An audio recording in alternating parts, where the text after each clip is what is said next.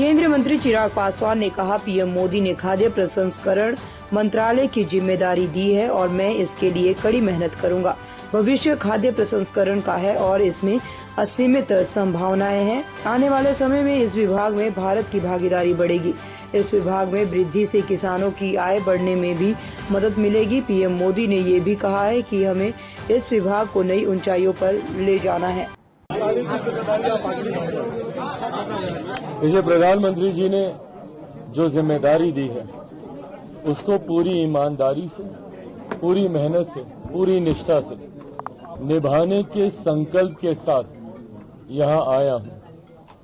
Food processing की एक बड़ी जिम्मेदारी है और मैं मानता हूँ कि आने वाला समय फूड प्रोसेसिंग का ही है।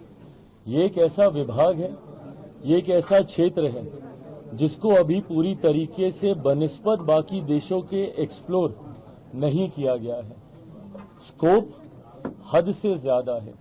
अगर आप दुनिया भर में फूड प्रोसेसिंग का अगर आप इन्वॉल्वमेंट देखेंगे, उसके बनिस्बत भारत में लगभग 2 से 3% भी इसका इन्वॉल्वमेंट नहीं है। आने वाले समय में जहां इसमें स्कोप बहुत ज्यादा है, वहीं ये एक ऐसा विभाग है जो सीधा किसानों को मदद पहुंचाने का काम करेगा, जो किसानों की आय को बढ़ाने का काम करेगा। जिस लक्ष्य के साथ हमारी केंद्र की सरकार आगे बढ़ने का प्रयास कर रही है, कृषि प्रधान देश है हमारा, और ऐसे में मेरा खुद का विजन, जिसमें मैंने हमेशा इस बात का जिक्र किया है कि ज्यादा से ज्यादा प्रोसेसिंग यूनिट्स होने चाहिए ताकि किसानों को उनके उत्पादन का उचित दाम मिल सके, उनके आय में वृद्धि हो सके। ऐसे में मैं मानता हूं कि इस विभाग की आने वाले दिनों में एक अहम भूमिका होगी। कल प्रधानमंत्री जी से भी अनौपचारिक मुलाकात में जब बातचीत हो रही थी, उनके द्वारा भी यही मार्गदर्शन मुझे दिया गया कि इस विभाग को आने वाले दिनों में हम लोगों को नई ऊंचाइयों तक लेकर जाना है।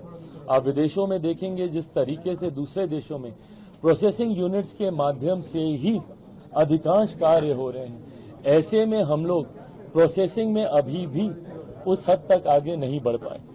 तो इस उम्मीद के साथ मेरे नेता, मेरे पिता आदरणीय रामविलास पासवान जी से सीखते हुए जिस विभाग की जिम्मेदारी उन्होंने ली, उस विभाग को उन्होंने ऊंचाइयों तक लेकर जाने का काम किया। और ऊंचाइयां इसलिए नहीं, ऊंचाइयां इसलिए क्योंकि